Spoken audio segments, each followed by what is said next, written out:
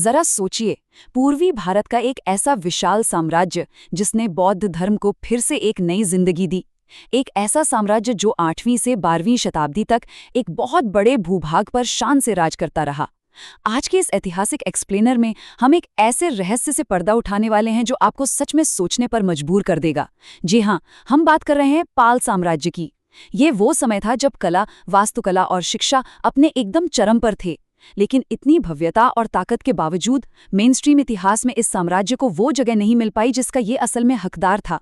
तो आइए आज इस रहस्यमयी साम्राज्य के पन्नों को एक एक करके खोलते हैं। अब सबसे बड़ा सवाल जो दिमाग में आता है वो ये है कि 400 वर्षों तक राज करने वाला एक इतना विशाल साम्राज्य इतिहास से अचानक गायब कैसे हो सकता है। मतलब कोई भी सभ्यता जो इतने बड़े स्केल पर फैली हो वो हमारी आम ऐतिहासिक चर्चाओं का हिस्सा क्यों नहीं है। ये एक ऐसा सवाल है जो किसी भी इतिहास प्रेमी को बेचैन कर सकता है। जिस साम्राज्य ने सदियों तक दुनिया भर के छात्रों, दार्शनिकों और राजाओं को अपनी ओर खींचा, उसे आज इतने कम लोग क्यों याद करते हैं। इस पहेली को सुलझाने के लिए हमें सबसे पहले इस साम्राज्य के असली आकार और इसके दबदबे को समझना होगा। इमेजिन कीजिए 400 साल पाल राजवंश ने बंगाल और बिहार के क्षेत्रों पर पूरे 4 सदियों तक राज किया। ये सच में कोई छोटी बात नहीं है। अगर आप देखें तो भारत के कई बहुत ही मशहूर और जाने-माने राजवंश भी इतने लंबे समय तक नहीं टिक पाए थे। 400 वर्षों के इस लगातार शासन का सीधा सा मतलब था पीढ़ियों तक चलने वाली स्थिरता, संस्कृति का बहुत ही गहरा विकास और एक ऐसा सिस्टम जो समय के हर इम्तिहान में पास हुआ। भाग 1, एक भूला हुआ साम्राज्य, पूर्वी भारत के खोए हुए विशाल साम्राज्य का रहस्य। अगर हम इस भूले हुए साम्राज्य की जड़ों को खंगालें ना, तो पता चलता है कि पाल साम्राज्य सिर्फ कोई छोटी-मोटी क्षेत्रीय ताकत नहीं था। ये पूर्वी भारत का एक ऐसा जायंट था जिसकी गूंज पूरे एशिया में सुनाई देती थी। इसकी शोहरत भारत के बाहर भी बहुत दूर-दूर तक फैली हुई थी। उदाहरण के लिए 9वीं शताब्दी में जब अरब व्यापारी सुलेमान भारत आए तो वो पाल साम्राज्य की मिलिट्री पावर और उनकी अथाह दौलत को देखकर पूरी तरह हैरान रह गए थे। इसी तरह 16वीं सदी में तिब्बती इतिहासकार तारानाथ ने भी अपने दस्तावेजों में पाल राजाओं की भव्यता का जिक्र किया है। ये विदेशी रिकॉर्ड इस बात का पक्का सबूत है कि अपने पीक पर पाल साम्राज्य सच में एक ग्लोबल पावर था। भाग 2, पाल साम्राज्य का उदय, अराजकता से स्वर्णिम युग तक। राजा हर्षवर्धन की मृत्यु के बाद उत्तर भारत में एक बहुत बड़ा राजनीतिक शून्य या वैक्यूम पैदा हो गया था। पूर्वी भारत में उस वक्त घोर अराजकता थी। बंगाल उस समय मत्स्य न्याय के दौर से गुजर रहा था। मतलब बड़ी मछली छोटी मछली को खा जाती है, एकदम जंगल राज। ऐसे समय में समाज के कुछ प्रमुख और समझदार लोगों ने मिलकर एक बहुत ही कमाल का कदम उठाया। उन्होंने 750 ईस्वी में लोकतांत्रिक तरीके से गोपाल नाम के एक काबिल व्यक्ति को अपना राजा चुन लिया। जरा सोचिए, बिना किसी शाही खून के महज अपनी योग्यता के दम पर गोपाल गद्दी पर बैठे और बस यहीं से पाल राजवंश की नींव पड़ी और उस अराजकता का अंत होकर एक स्वर्णिम युग की शुरुआत हुई।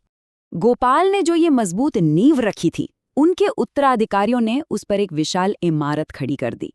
750 ईस्वी में गोपाल ने शुरुआत की, फिर उनके बेटे धर्मपाल ने 770 ईस्वी में कमान संभाली और साम्राज्य की सीमाओं को तेजी से फैलाया। और उसके बाद 810 ईस्वी में आए देवपाल, जिन्हें पाल वंश का सबसे शक्तिशाली राजा माना जाता है। उन्होंने साम्राज्य को उसके एब्सोल्यूट पीक पर पहुंचा दिया, जिसका फैलाव असम से लेकर उड़ीसा और उत्तर भारत के एक बहुत बड़े हिस्से तक हो गया था।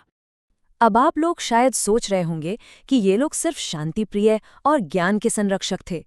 तो मैं बता दूं, ऐसा बिल्कुल नहीं है। वे भयंकर योद्धागी थे। उस वक्त उत्तर भारत में सत्ता का असली प्रतीक कन्नौज शहर था।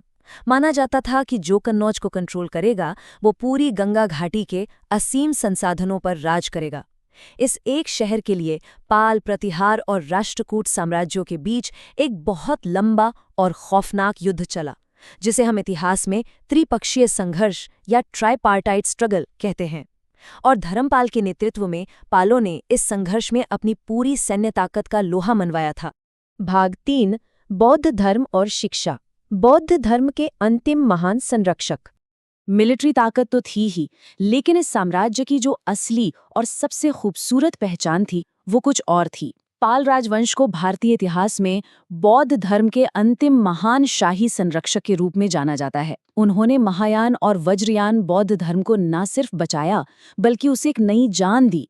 उनके इस योगदान को इन महान महाविहारों या आसान भाषा में कहें तो उस जमाने की रेजिडेंशियल यूनिवर्सिटीज के बिना समझा ही नहीं जा सकता। गोपाल ने उदंतपुरी की स्थापना की, धर्मपाल ने प्राचीन नालंदा यूनिवर्सिटी को फिर से जिंदा किया और भारी फंड्स दिए, और सबसे बड़ी बात, उन्होंने विक्रमशिला नाम की एक बिल्कुल नई और वर्ल्ड क्लास यूनिवर्सिटी की स्थापना की। ये ऐसी जगहें थीं जहां पूरे एशिया से स्टूडेंट्स फिलॉसफी, मेडिसिन और लॉजिक पढ़ने आते थे।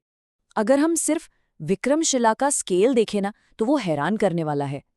ये कोई आम स्कूल नहीं था, इसका हेड एक मठाधीश होता था, और इसकी सबसे अनोखी बात थी इसके 6 गेट स्कॉलर्स या द्वार रक्षक।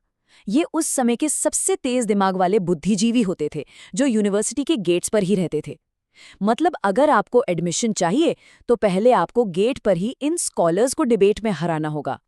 क्या लेवल रहा होगा उस पढ़ाई का।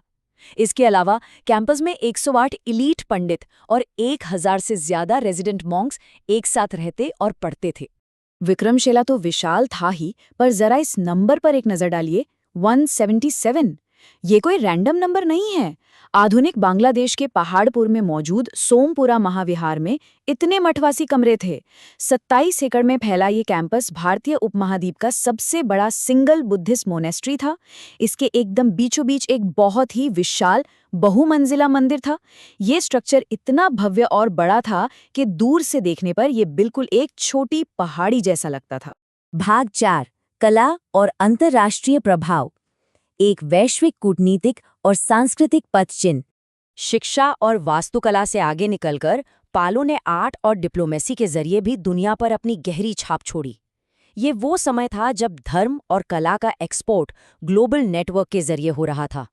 इनकी कूटनीति कितनी जबरदस्त थी, इसका अंदाजा आप इसी बात से लगा सकते हैं कि एक तरफ हिमालय के पार तिब्बत में पाल विद्वान अतिशा दीपंकर को वहां के बौद्ध धर्म को फिर से खड़ा करने के लिए स्पेशल इनविटेशन देकर बुलाया जाता है, और दूसरी तरफ समंदर पार साउथ ईस्ट एशिया में सुमात्रा के ताकतवर राजा देवपाल से नालंदा में अपने स्टूडेंट्स के लिए एक मठ बनाने की परमिशन मांग रहे हैं। ग्लोबल इन्फ्लुएंस इसे ही कहते हैं। और इस शानदार डिप्लोमेसी के साथ साथ पाल आर्ट स्टाइल का भी जमकर एक्सपोर्ट हो रहा था। पाल काल कला के मामले में एकदम पीक पर था। काले बेसॉल्ट पत्थर की वो चमकदार और बारीक मूर्तियां, धीमान और उनके बेटे वित्त्यपाल जैसे मास्टर आर्टिस्ट्स द्वारा लॉस्ट वैक्स टेक्निक से बनाई गई कांसे की मूर्तियां, और ताड़ के पत्तों पर बनाई गई वो बेहद बारीक और खूबसूरत पेंटिंग्स, ये सब पाल कला की सिग्नेचर पहचान थी।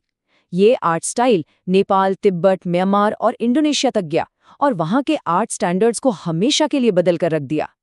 भाग 5, साम्राज्य का पतन, 400 साल के राजवंश का ढहना।